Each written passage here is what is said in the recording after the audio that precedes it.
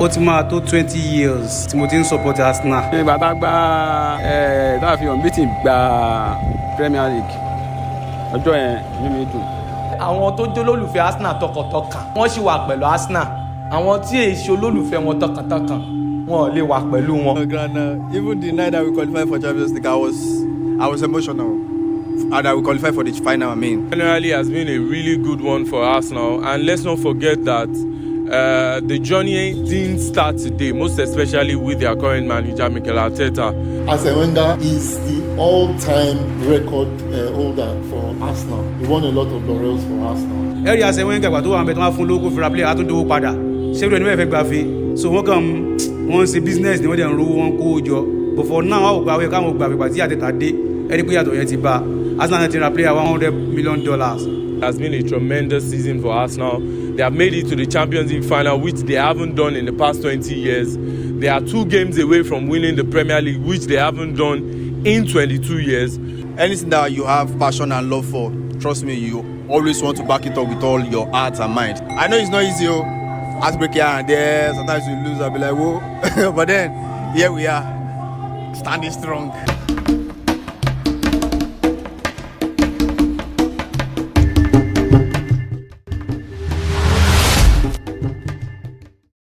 For another season, Arsenal came close.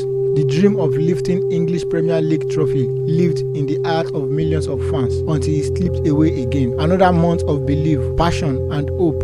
Arsenal supporters are once again left asking one question: when will their time finally come? But despite the disappointment, many fans are refusing to give up. Tíìmù yẹn, tá bá wo àwọn tó ń play good football, Arsenal number 1. Arsenal is the only club in the world that has not gone on relegation. Bí wọ́n ṣe ń play, bí wọ́n ṣe máa ń gbá bọ́ọ̀ tí ẹ pé wọ́n à entertain bọ́ọ̀ lọ́ máa ń gbá tó jẹ́ kí láìkí wọn.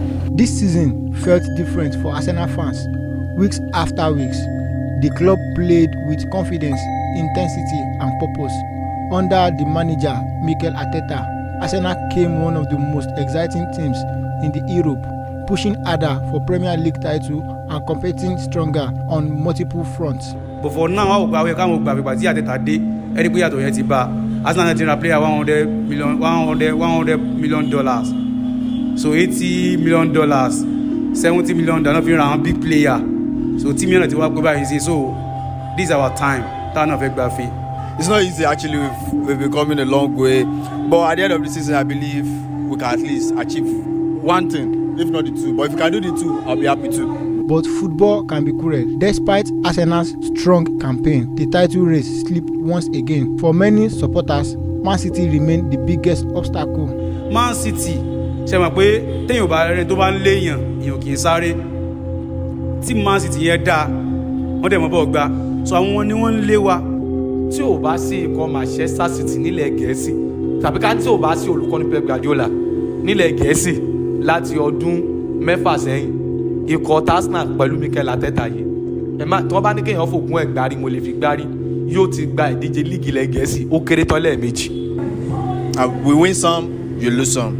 Facing Man City in the final is not easy. Even Man City, they are more of attacking. And Arsenal, when you get to see a team that attack better, even though they try to defend, for them to attack back, it will be the attacking will be little out of 100, maybe 40.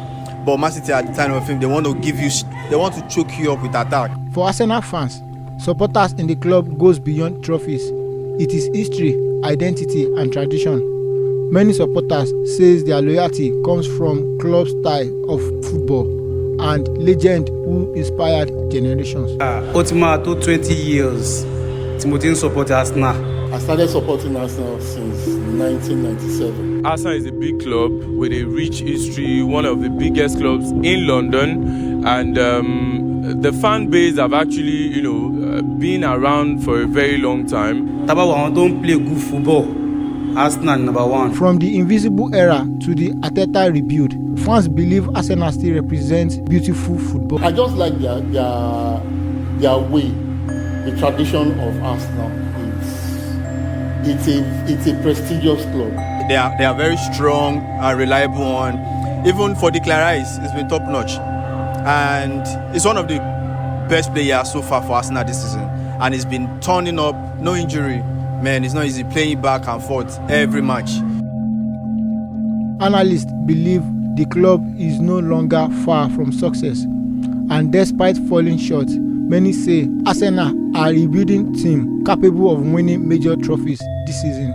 nínú ìdá ọgọ́rùn-ún tá a mọ̀ sí 100% máa fún ọ ní ìdá ọgọ́rin nítorí pé kò rọrùn kéèyàn máa kópa nínú ìdíje bíi mẹ́ta lábẹ́lé nílẹ̀ gẹ̀ẹ́sì tá a mọ̀ sí ìdíje líìgì ikọ̀ àgbọ̀jẹ̀ torílẹ̀-èdè ilẹ̀ gẹ̀ẹ́sì tá a mọ̀ sí English Premier League ó kópa nínú ìdíje ti Carabao Cup àti FA Cup kéèyàn tún máa wá kópa nínú ìdíje ti tó jẹ́ gbogbogbò nílẹ̀ Europe UEFA Champions League kò rọrùn tó dẹ̀ wọ àṣekágbá rẹ̀. So overall, the performance has been exceptional, but we all know Arsenal to be that club that it has always been about getting over the line. Can they get over the line this season? That is the question a whole lot of Arsenal fans and rival fans are asking. But if I am to sum up the season as a whole, I think it has been a tremendous season for Arsenal.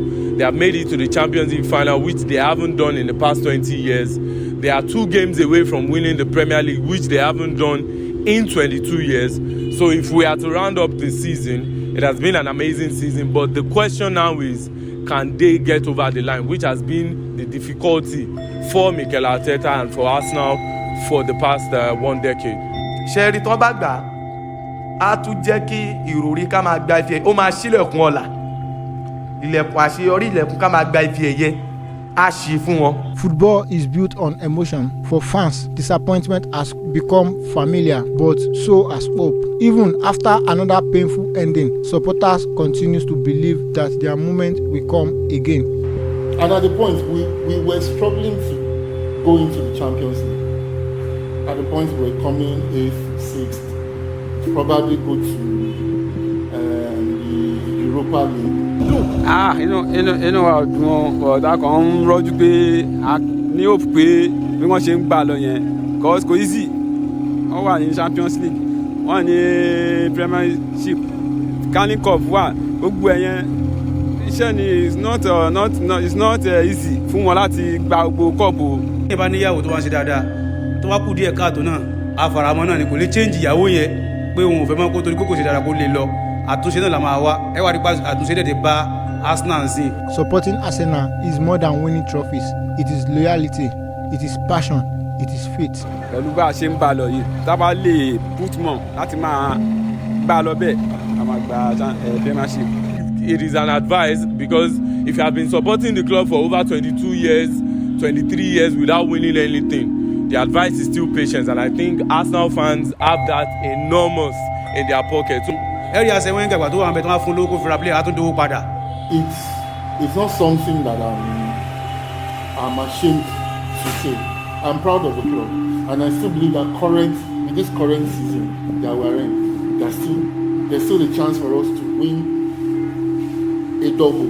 tó jẹ́ olólùfẹ́ Arsenal tọkàntọkàn àwọn ni wọ́n sì wà pẹ̀lú Arsenal àwọn tí èyí ṣe olólùfẹ́ wọn tọkàntọkàn wọn ò lè wà pẹ̀lú wọn. We win this season. Saka said something. He said, "Don't worry, we'll make you proud one day. You guys deserve a lot. We deserve a lot. We're going back to not London with trophy.